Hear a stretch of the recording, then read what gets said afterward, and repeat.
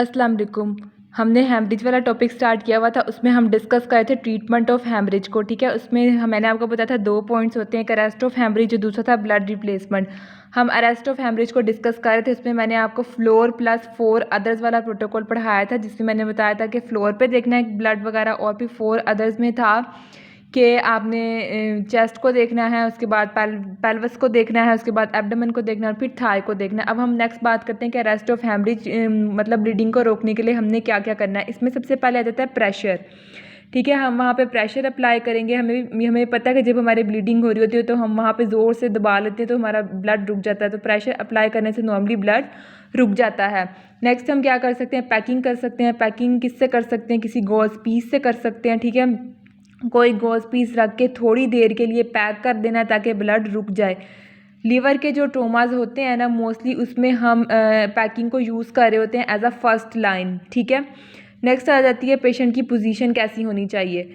ऐसी position patient की होनी चाहिए कि उसकी वेसल डिपेंडेंट पोर्शन में ना जाए। ठीक है, ताकि उसकी ब्लीडिंग पे प्रेशर ना पड़े। ठीक है, प्रेशर पड़ेगा तो उसकी ब्लीडिंग ज़्यादा होगी। इसलिए अगर पेल्विक फ्रैक्चर है, पेशेंट खड़ा होगा तो उसकी ब्लीडिंग ज़्यादा होगी, और इसलिए ब्लीडिंग ज़्यादा ना हो उसको रोकने के लिए हम उसको सुपाइन पोजीशन में रखते हैं। नेक्स्ट नंबर 4 पे आ जाता है टोर्निकेट। टोर्निकेट क्या होता है कि सपोज आपका लिम्ब हेमरेज जब होता है ना, तब हम टोर्निकेट जो है ना वो बांधते हैं। इसमें क्या है कि फॉर एग्जांपल अगर मेरे बाजू के ऊपर जो है ना फ्रैक्चर है, तो मैं क्या करूँगी, बाजू तो थोड़ा सा पीछे करके टोर्निकेट बांध दूँगी, तो उससे क्या होगा कि वेसल अक्लूड हो जाएगी।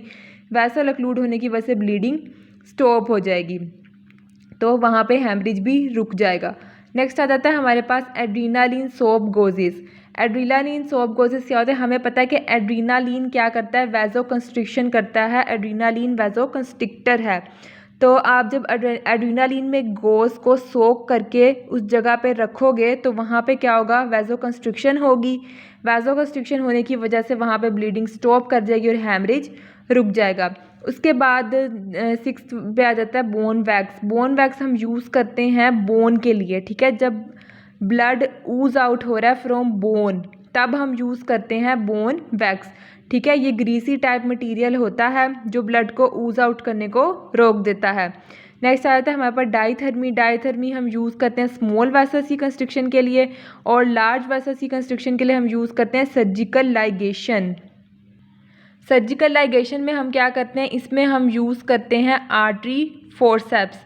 आर्टरी फोर्सेप्स एक कैंची की तरह का हमारे पास इंस्ट्रूमेंट होता है। ठीक है, ये क्या करता है, वेसल्स को पकड़ लेता है, और उसके बाद फिर हम वेसल्स को कंप्लीट लाइगेट कर देते हैं। उसके बाद आ जाता है थेराप्यूटिक एम्बोलाइजेशन। इसमें क्या होता है, अगर तो हेमरेज बिल्कुल भी नहीं रुक रहा तो फिर हम थेराप्यूटिक एम्बोलाइजेशन करते हैं। इसमें हम क्या करते हैं कि हम आर्टिफिशियली कोई चीज़ अंदर डाल देते हैं वेसल के, और उस चीज़ ने एम्बोलाई के तौर पे एक्ट करना होता है। ठीक है, एम्बोलाई के तौर पे एक्ट करेगा तो वो वेसल के अंदर जाके अक्लूजन कॉज कर देगा। अक्लूजन कॉज करेगा तो क्या होगा, वहाँ पे ब्लड रुक जाएगा। ये हम तब यूज़ करते हैं जब ब्लीडिंग बिल्कुल भी नहीं रुक रही होती, थेराप्यूटिक एम्बोलाइजेशन। ये था हमारे पास अरेस्ट ऑफ हेमरेज। ये सारे तरीके हम यूज़ कर सकते हैं हेमरेज को रोकने के लिए, और ये बहुत ज़्यादा ज़रूरी है उसे रोकना। नेक्स्ट हम बात करते हैं ब्लड रिप्लेसमेंट की। ब्लड रिप्लेसमेंट में हम क्या करते हैं कि इसमें हम इनिशियल फ्लूइड थेरेपी जो देते हैं ना, उसमें हम 500 ml तक जो है ना वो दे रहे होते हैं फ्लूइड।